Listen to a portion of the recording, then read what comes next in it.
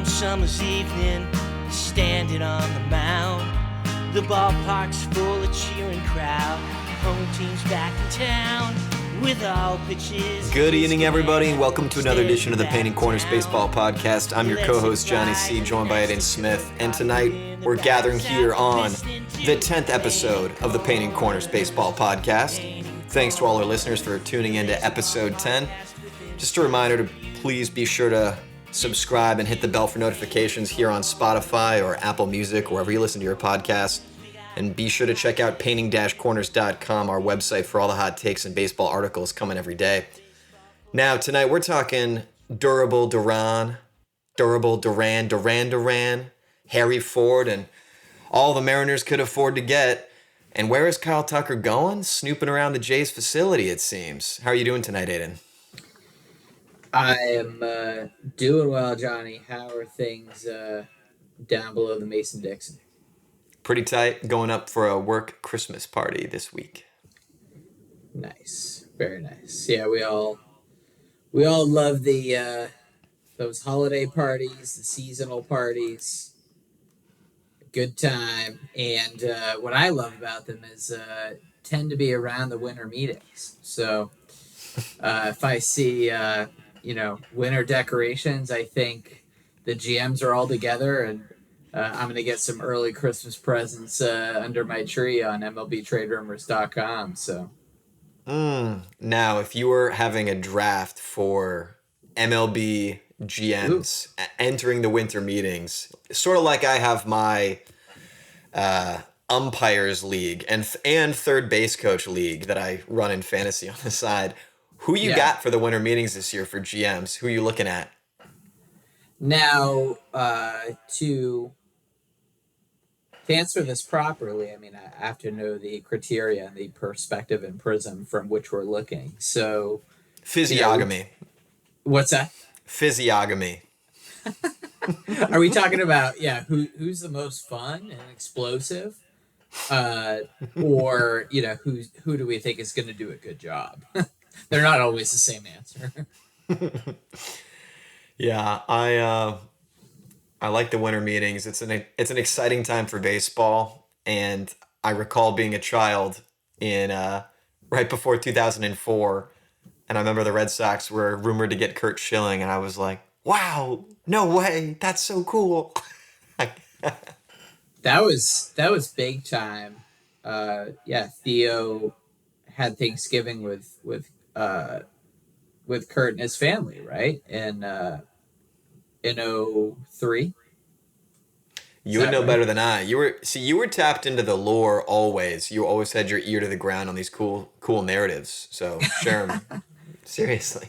Yeah, I mean Theo's kind of known for doing legendary things like that, and ostensibly, I mean, he's also the only GM in MLB history to break, two curses that are around a century old.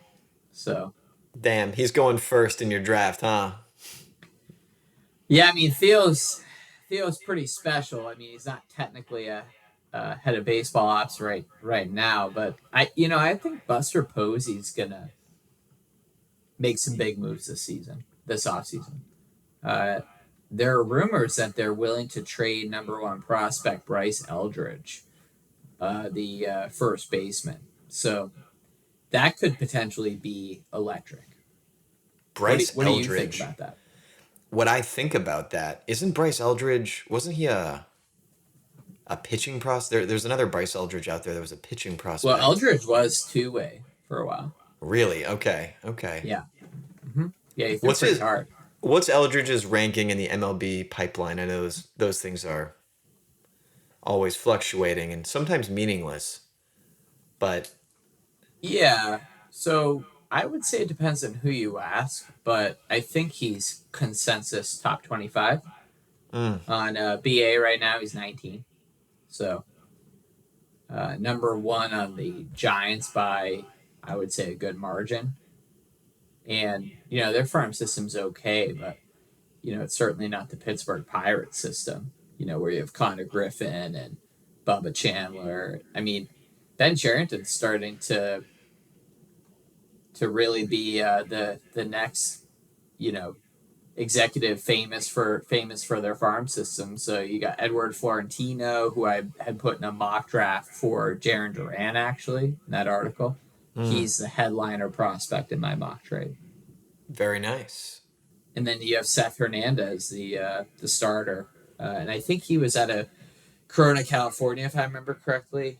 And he was a first round draft pick. So this year he was drafted 6 overall, the $725 million signing.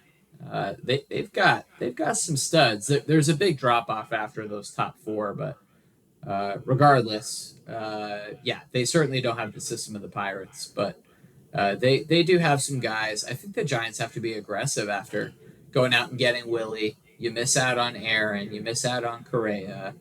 You miss out on Ohtani and even Yoshi to an extent. I really like the idea of Fromber going to the Bay. Ooh. You think about that, Johnny? Oh, that is the only deal I have liked for Fromber Valdez. That's wonderful. Hear me out. The Bay will chill him out, quite literally, as the fog rolls in. Those cold summers, as Mark Twain would say, right? Enshrouding the ghastly Isle of Alcatraz, coming in as the noontide settles into evening. The fog rolls in, cooling Fromber's cheekbones as he tries to wipe the sweat from his brow hurriedly with the new pitch clock. He does his meditative breaths as he takes another step off the mound and chooses not to hit his catcher in the chest protector this time. He chooses not to commit assault. In terms of GMs that because he's so chill. With Posey, is Posey one of those cats that's like player chops, but also is a wily coyote? He knows what's going on. I would say so. I think he leans more on MLB veteran than like a Craig Breslow, who leans more into the analytical perspective, where you're going to get a hybrid of the two. It's certainly not as binary as I think a lot of outside folks think. You're going to get a blend with pretty much anyone in the game. Sure, except for Dusty Baker. You're going to get a little bit of both. Yeah. I think with Posey, you have more of that player grit, locker room style than you do with like Craig Breslow. And then you have, on the other end of that spectrum, Chaim Bloom, certainly skews toward, analytical and doesn't really have a background playing baseball, not pro baseball anyway. Well, speaking of GMs that aren't strapped for cash, but don't have a lot of interest in Kyle Tucker, let's talk Brian Cashman, all but saying we ain't need him. We got too many lefty bats. Shout out Brian Hawk for the tweet. But it seems like Kyle Tucker is sniffing around the Blue Jays facility, and something's really cooking in Toronto. Big league. Love that. Big league for them. What's going on? Something's going on in Toronto. Let's cover the Yanks first, because there's a theory swirling around that a little theory swirl? We got conspiracy theories on the hot stove right now. This is like Dairy Queen, except better. And except better and malicious. Ooh. Now, as you know, you got a bunch of lawyers with access to the media. So love those words. Lawyers and media, hit it. Yeah, so a lot of what is leaked is not true, partially true, mostly true, and rarely totally true. A more eloquent lies, damn lies, and statistics. Go on. Yeah, pretty much. So with the Yankees, I've heard that they're just driving, Tucker and his camp are just driving up the price for the Yankees in meeting with Toronto. I do think that there's a really high chance that someone in Tucker's camp leaked the Toronto Blue Jays news, because there's some helium right now on Toronto going big after, losing a Game 7. Their fans are as invested as they've been in 30 years. and I think it's time to strike for them. But we need to contextualize the situation that they have. So, is it impossible that they bring in Kyle Tucker and Bo Bichette? Maybe not impossible, but it is improbable, particularly when you coalesce those two possibilities with Dylan Cease being signed already. So they've already committed over 200 million. At net present value, it's under 200 million. It's in the 180s, but still, between those three guys, you could be looking at $800 million. And I just don't know if I see Toronto flirting with a bill. Plus, they have to get a closer. I don't think Hoffman's a real closer. Oh, man. It's like when you're playing Risk and you're like, do I put all the cannons in Kamchatka and just go for it? And it's probably what Napoleon would have done. It's probably what Napoleon would have done. I think he got a little betrayed at Waterloo. That's my hot take for the night, and that's all I'll say. Wow. Yeah. Well, we better not open that Pandora box because I could go on that for a while. Want to? Just sometime, like off cam, we'll just do a little Napoleon sesh. We probably should get into Napoleon at some point. I think I need that pumped into my veins. Before that dose, though, short of Toronto, I think there's a diamond exchange across from the Rogers Center. Maybe they could dig a tunnel, pull a heist. I've been watching a lot of heist movies lately. Now, short of that, you are the man with the plan, with the front office chops. Can they fit it in the budget? Are we talking, when you say improbable, you're like, that's like unlikely pipe dream stuff? Or is it the books don't cook? The books don't look good. So when we're talking about, let's say, things becoming feasible, are we talking about them getting Bo and Kyle Tucker and getting a closer? Are you asking about the probability of all of them? All of it happening? Yeah, ideally, yes. Let's set aside closer for a hot sec. Well, jeepers. I would say less than, sub 10%. What does the money look like, though? Well, for this upcoming year, their tax payroll is already 242. So, they only have 1.3 million in space from the CBT threshold. Yeah.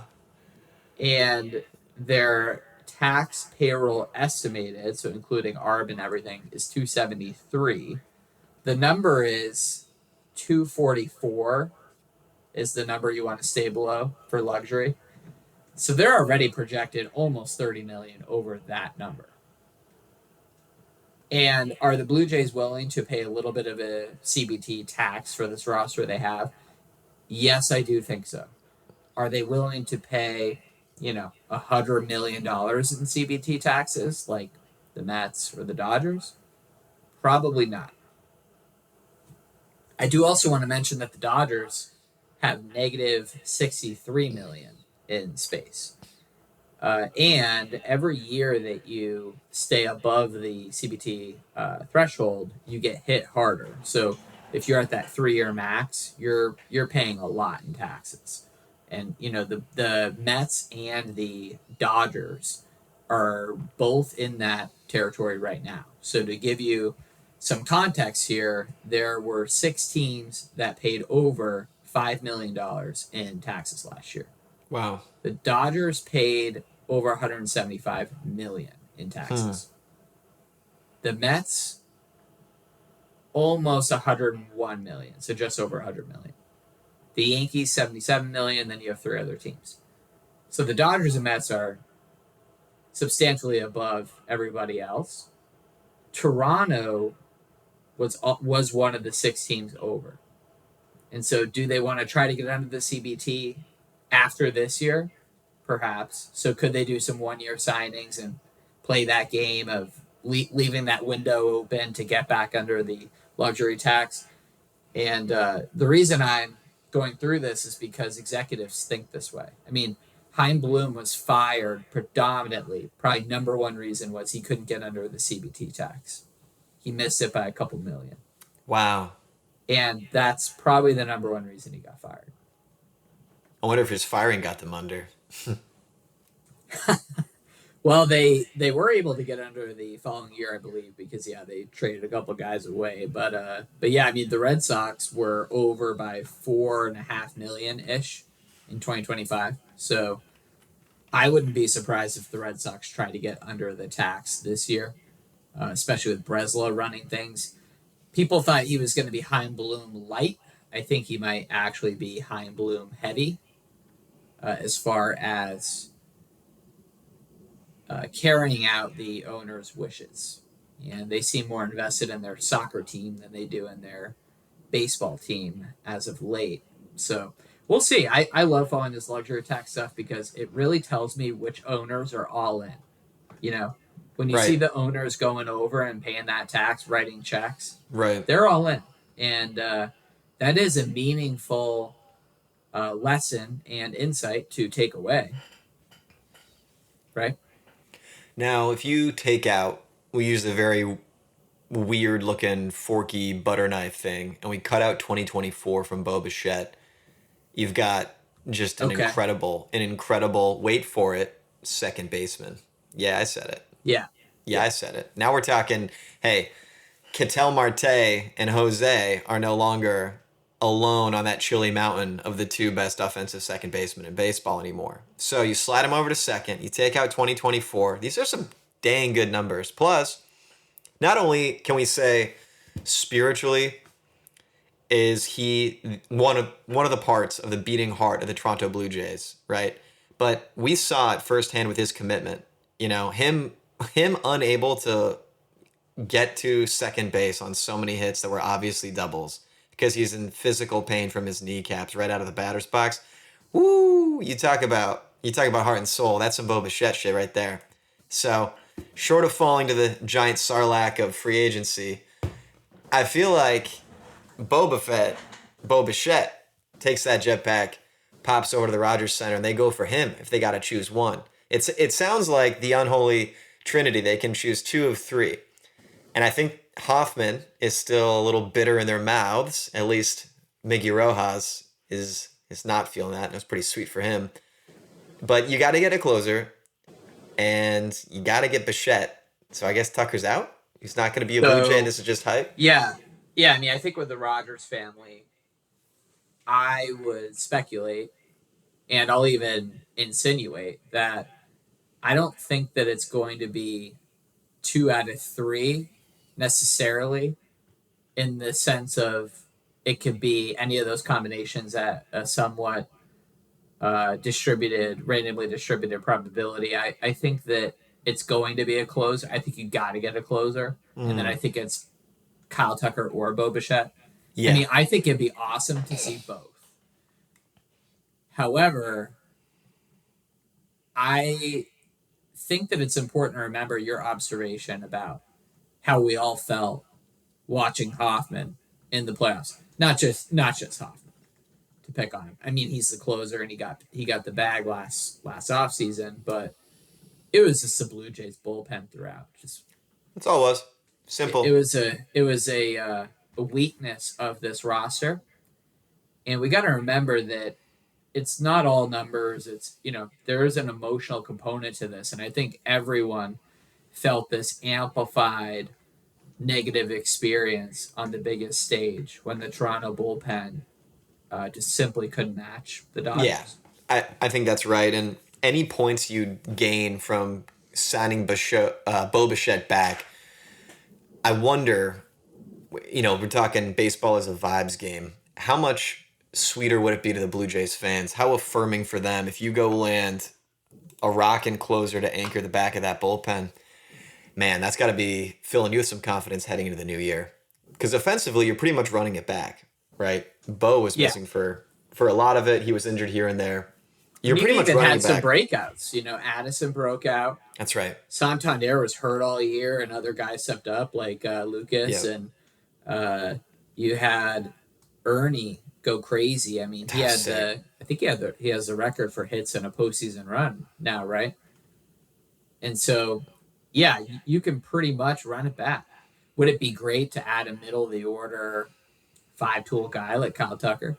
Yes, for sure. That'd be dope. Uh, pretty much anybody can benefit from Kyle Tucker. So, in that vein, I want to jump here to a mock trade that's been floated by quite a few folks.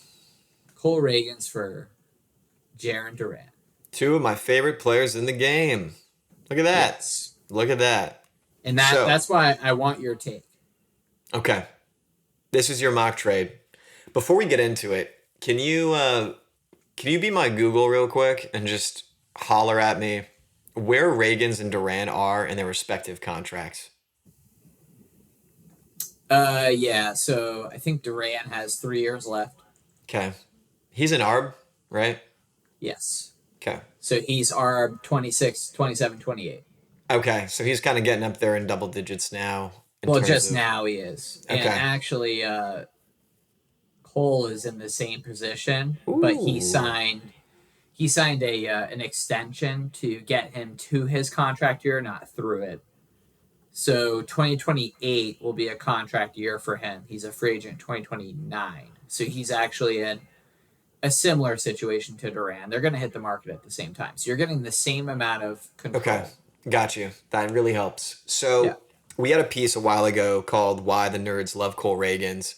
And in that we were getting into, we're scientists looking at some slowed down video.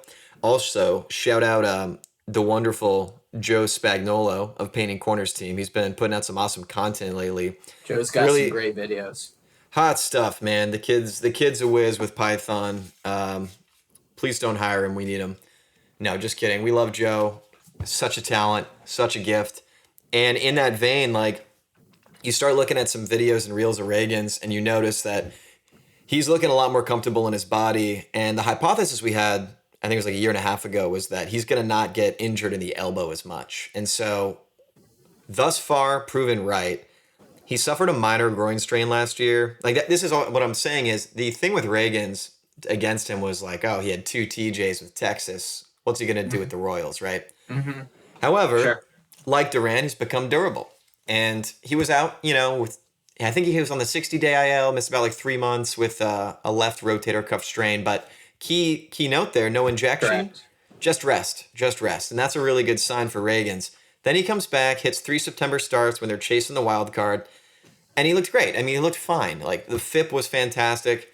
4.67 ERA for the year, but hey, 98 Ks and only 13 starts, we'll take that. And we just love Cole Ragans. We love to watch him pitch. Most importantly, to his credit, when you're looking at Baseball Savant, it's hard to get a hundo. But why do we love to watch pitching?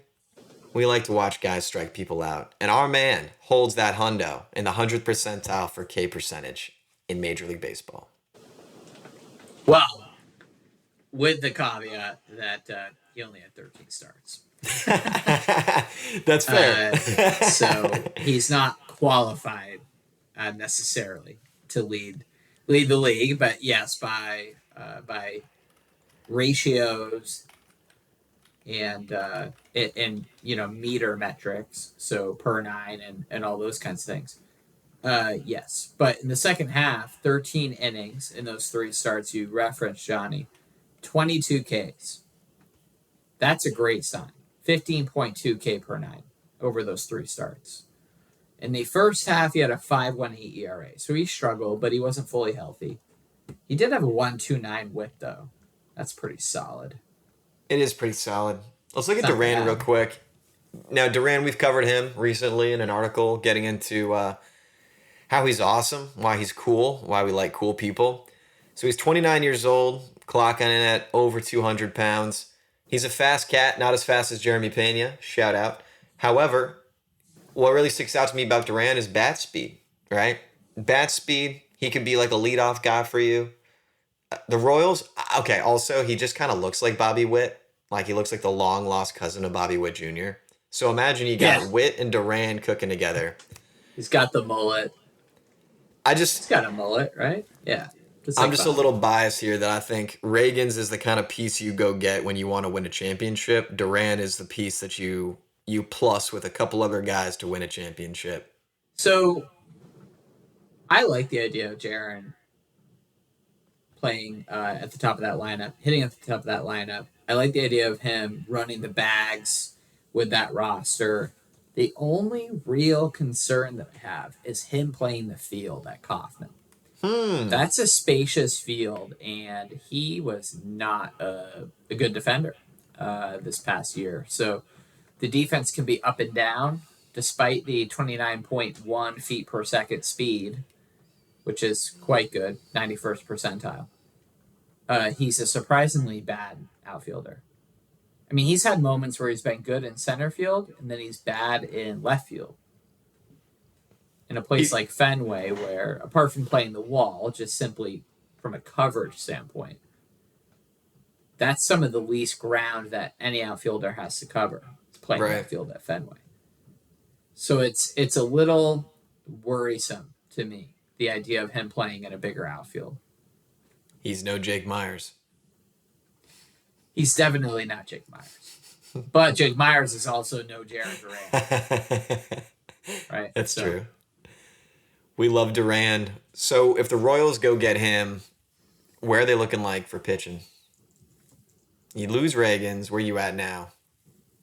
Well, I mean, they have some young guys. Bubic just had a great year before he got hurt. Although I've seen that they might be looking to deal Bubic if they can get something good, because he had that breakout year, and who knows what he'll do again. Sure. Then you got your veterans like your Michael Wakas and your Seth Lugos. And right now their fifth starter is Noah Cameron, who 2.99 ERA but a 4.08x ERA. Oh. And I mean, his numbers are fine. His K- walk is 12.8, which is, eh.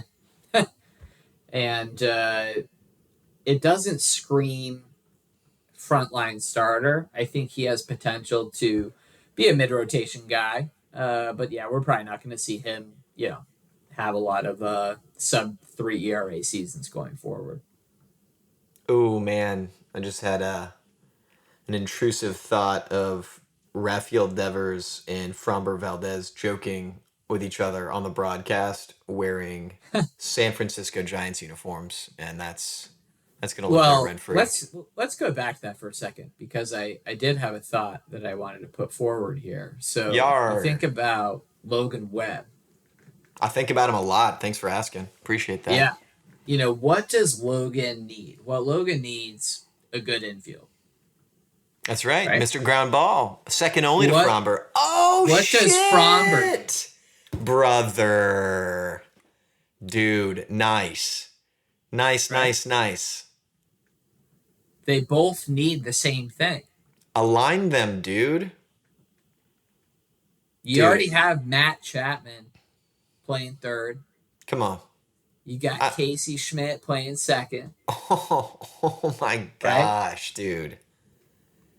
And then you got JV got Willie to grandfather and help Framber find his path. Well, that's assuming JV comes back. That's a big assumption, yeah. Yeah. I would say that it's more likely that he goes somewhere else. Mm-hmm. I'm anticipating, I know he said he wanted to, pitch until we have, space lasers or something, but I suspect that he's going to go back to Detroit or Houston. I think he can feel his career, twilight a little bit. That first half was rough. Now, did Verlander bounce back? Yes. Although I actually think that Scherzer, despite not being able to stay as healthy as Verlander, his stuff is better. Scherzer was throwing, 96 in the postseason? Yeah. I mean, he looked pretty good. Yeah. That was one of the funnest games of the entire playoffs. I was with my father-in-law on the couch at Pensacola Beach. I was doing a little work from beach sesh.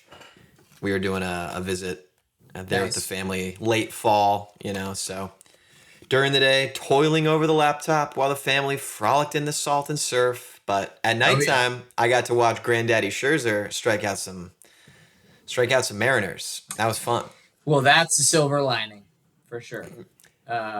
Let's talk Harry Ford.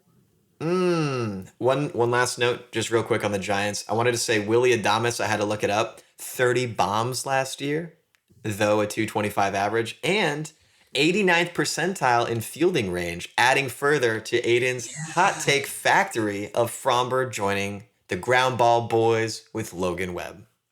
And Willie did look good to me at short. And I thought the metrics on him, the 2 or 3 years prior, 2024 was a brutal year for him with defensive metrics for Willie. But, defensive metrics are still a little bit dubious. I mean, when you see the fact that the correlation is not the best with defensive runs saved, and then you have outs above average on Fangraphs, and when it's night and day, you're like, it feels a little dubious, right? Nice, dude. That's good. And where I'm going with this is Willie looked good to me defensively from the plate, from someone who watched ball every day for 6 months, 7 months. It didn't look good to me over the course of the season. I mean, you got 179K, right? That's a lot of Ks. He hit 225. He did hit the 30 bombs, but he also only hit 22 doubles. But he looked like Waluigi while doing it, and that's pretty cool. You're a Willie fan. I don't know. You're not impartial. No. Don't get me wrong. We love all baseball players here on this podcast. I'm just very in love with this whole like ground ball boys narrative you've got going in my brain. I do like Sanford. That's sick. Okay. It. Chapman at third, it's perfect. Harry Ford trade. So first off, bro looks like a ball player. The PFP, he's a major chiller. We love it. Comes up last year, gets a knock up the middle. He's looking good. He's from Great Britain. What? Yeah, his old man's British, I believe. Do we know if Harry's going to be playing for Team Britain again? He was on the WBC team last year. Last time. I do not know. Do you remember that? No? Harry was on that team? I didn't recall. I just got the pics of the paltry jerseys after the fact. Man, with the letters falling off. I can't wait to cover WBC 2026. Oof, dude. Team Britain's It's going to be out. electric. They got to come out. It's going to be like no-hitter level electric. Whoa, why do you say that? Because international baseball is the best it's ever been. Oh, go on. And I think with how much talent there is in Japan right now, how much talent there is in the Caribbean, you're seeing the Western European leagues get better and better. I think they're going to be more competitive than people expect. It's been an increasing trend. I also think that the U.S. got a lot of press about, none of the pitching being available for the WBC, which played a role in Japan ultimately being able to beat them by a game of inches. But imagine if the U.S. actually had their studs pitching. Imagine if the United States actually tried at an international sport. Yeah, that would be something. That would be sick. Well, I mean, I wouldn't say that they don't try international sports like necessarily, but I do think that we can challenge their sincerity in competing for the WBC if you don't have one top 20 starter. Yeah, right? That's all we're doing. Just a little sincerity challenge. We're just throwing the gauntlet down. And I love how you're painting this picture. You're getting me hyped for the WBC. And I see the point, right? That it's like all these other WBCs have been trial runs leading to. Well, we saw Shohei WBC, right? We saw Murakami last time WBC. I know I'm mentioning Japanese guys, but really where that's coming from is, that's what's hot right now. Obviously. That was hype, dog. That last game was so hype. The Trout Ohtani, pump that into my veins. I will every say day. too, with the Koshin and the Japanese high school tournament, I believe that's what it's called. And then you have the WBC. Japanese baseball thrives in these tournaments. It's just, I don't know what it is, but The tournaments are just electric. I would love to, at some point in the future, go to Japan and watch that high school tournament. That'd be amazing. I got an invite for you. They are playing some of the WBC games at I'm gonna just call it Minute Maid, but Daikin Park, right next door to me. What if? Hear me out. It's gonna be popping in there. What's the timeline for that, Johnny? Is that March? Yeah, I think so. Yeah, I think we might have to do 2029 just because that's when we're looking at a baby on the way. So that's March. Ooh, Maximus Aurelius Smith is on the way. Let's go. Oh yeah. Or Yoshi. Right? Yoshinobu. No. Yeah, I mean, I don't think that I'll be able to get my permission slip to go down to Daikin Park in the month of March, Johnny, but we'll see. To run down Harry Ford real quick, I was pretty shocked at this trade just because Harry Ford's name is a lot more known to me, right? And it's like, okay, is it Ferrer or do I need to put an accent in there? Jose Ferrer? Is it Ferrer? There's no accent. Okay, Jose Ferrer. Jose Ferrer, yeah. Ferrer, that's right. Yeah. So I'm looking at this trade and I just go to myself, Harry Ford's the name I know. What's going on? Ferrer has a 4-something, almost a 5 ERA last year. Coming in as a closer, I think Finnegan got dealt at the deadline for the Nats, right? So he comes in, gets 10 saves, high ERA, and you're like, okay, what's going on? So I was reading this article, and it's like, I guess the M's, which tracks, for the record, them being a whole pitch factory and all. God bless you. Little, little off-screen sneeze. Well done, sir. Per StatCast, I'll just quote the article. Per StatCast, Ferrer ranked in the 94th percentile in fastball velocity, 97.7 average, 95th percentile in walk rate. Wow, love that in a closer. 93rd percentile in barrel rate, and wait for it, 99th percentile in ground ball rate. That's what I want as a closer. Speaking of that, Toronto. Yeah, so Ferrer is 26 in March. So to your point, pretty young. Yeah, you got the 3 years of control there. Or actually, 4 years. 4 years of control. So yeah, he's around for a while. They got their lefty reliever. They also didn't have to go to the open market to get him. So that leaves a potentially somewhat limited budget based on our previous history with the Seattle Mariners. We know that they don't like to write big checks. So being able to save, 10 million here, 10 million, 5 million there is a big deal. And, ultimately, to me, it's a little bit of an overpay on Seattle's part, but it really depends on your evaluation of a few things. Probably number one is, can Harry Ford catch at the major league level on an everyday basis? If you believe he can, then the Nationals almost definitely won this trade.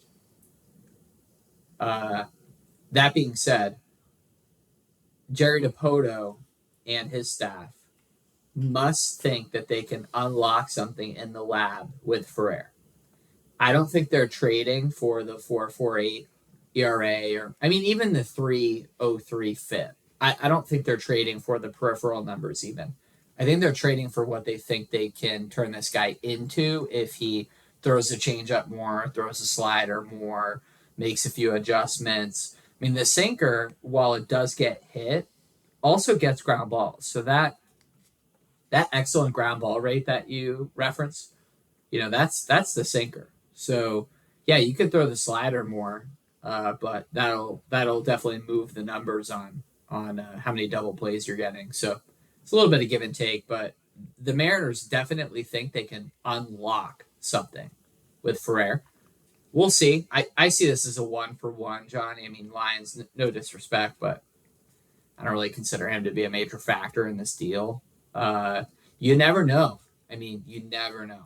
Brandon Phillips was, an add-on to a deal and ended up being a multiple-time All-Star. So you just don't know what someone's going to turn into. I mean, Jason Varitek traded for a reliever, from the Mariners 30 years ago. They love letting catchers walk. Yeah, I don't know what that is. I don't know what's in the water there, but yeah, Harry has great on base ability. There are some questions about the power and maybe being too passive at the plate. I think that he's overcome some of those, I'll say, accusations, at least as far as being passive. He's overcome that a little bit with his performance this past season. But the stolen base has dropped off a cliff as he's gone up the levels. And so while he's a very good athlete. I've always thought that he could move to second base or he could play one of the corner outfield spots. I don't know if every scout thinks that. There seems to be a lot of variance on what teams around the league think of Harry Ford. I think someone with trades is that it's always about what you really need as a team. So on paper, sure. If they needed a catcher, right? If Homie can catch, then for sure on paper the Nats win this deal. But taking that into account, I mean, the M's, like you said, millions add up, especially for a smaller ball club with a smaller payroll. They don't like to spend a lot. They really needed a lefty reliever to anchor that bullpen, and maybe that's what Ferrer is. And I think when you get past the peripherals, I think, yeah, there's some really good stuff to look at there. So I'm excited for him. Curious to see what's going to happen on either side of that deal. I love that Brandon Phillips reference in Varitek. That's really interesting. But let's head over to the Red Sox and Pirates. I want to talk about Oviedo. I know he missed 24 with TJ and, little dicey on the command sometimes, but he's young. He's 27, big, strong boy. He can really huck the ball. And I think going back to your GM comments about the winter meetings, it's interesting because Breslow really showed his hand, right? He's comes out saying, I want frontline starting pitching. I don't want, middle of the order depth or something like that. So you go out and you get Sonny Gray, you get Oviedo. That's really lengthening that starting rotation after your ace Crochet. So, to your point, the Red Sox have probably the best starting pitching depth in the American League right now. You have a few guys coming off injury. Oviedo's just one more here with Hauk and Cutter and our boy Patty Sandoval. So we got, 4 or 5 guys coming off of injury. That being said, when you put it all together, they've got a good group of guys, and Oviedo has 2 years of control. So he's not just the 1 year rental. If he breaks out here this year, big strong guy, 6'6", listed 275, might even be a little bit bigger than that. But if he can stay healthy, he could be a huge value for them next year, given that he's still under team control. So I love it. I'm surprised you're saying the Sox got the deepest starting pitching depth in the AL, being a Mariners fan, but that's just you. Well, the thing about Seattle is, you got Wu, Gilbert, Castillo, Kirby, Bryce, but there's a pretty big drop off after that. So executives are thinking more in terms of, how can I get 1,000 innings out of my starters over nice. 162 games. Nice. Not here's the shiny 5 silver bullets I have in the chamber. Yeah, it's how many... They don't think that way anymore. Got it. Now, it's nice to be able to think, I have 5 guys who might make 150 starts cumulatively. Yeah. But that's only a handful of teams with the way the game is now. So you have to... And 1,000 innings is more aspirational because that'd be over 6 innings to start. So that's a good goal. But anyway, you're really thinking about, hey, who are my 8 or 9 guys? You're going that far down the board. Yeah, true. And from that perspective, That's where I'm coming from regarding that comment on the Red Sox. But yeah, I mean, if you're talking about top 5, it's a different conversation. Well, speaking of depth in 8 or 9 guys, let's not forget Miggy Rowe coming off the bench to take the Dodgers to the World Series. I mean, legendary moment. Absolutely, right? So you're the 9 hitter. You come up in the top of the 9th. You tie the game up. Bottom of the 9th, bases loaded. You make an incredible play to home for the force out. One might say Miggy Rowe won the World Series for the Los Angeles Dodgers on the back of Yoshinobu Yamamoto, your first child's namesake. And I guess we'll kind of close out here, but just, real salute to Miggy Rowe, the $5.5 million ride into the sunset deal, closing his career as a Dodger. So one interesting note on it is there was an attached agreement to help the front office in 2027 and assist with player development now as part of that deal. So big unk status, Miggy Rowe winning the World Series. Good for him. Yeah, 2-time World Series champion.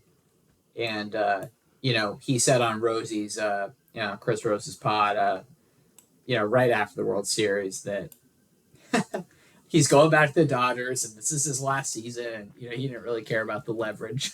So I thought that was cool that he did that and, didn't take too many precautions in trying to maximize his contract. He just wants to play one more year with the boys. So, but yeah, I mean, Miggy, he's been good for the Dodgers, particularly the last 2 seasons. He actually had a really rough first year with them in 23. They held on to him, and he's been an above average hitter over the last 2 seasons, and a very good middle infield defender. So he's actually had some career highlights outside of obviously, teetering the World Series in the Dodgers' favor in that 9th inning and, altering history. He has had some other nice moments too in the regular season, but good to see Miggy complete it and run out the tour in LA. Good for him. And we will wrap here, folks. We got to run. That's going to do it for us, folks. We're all over the socials. Come give us a follow. Head over to painting-corners.com. Not only do we got hot takes, but now with the StatCast-esque video clips of pitch tunnels to exit velocity and home run distributions. Shout out Joe. Shout out the Painting Corners team. And shout out to you, the listener. Looking forward to delivering you more every week. Signing off. Baseball for the loyal fan from spring into fall. Aiden's talking.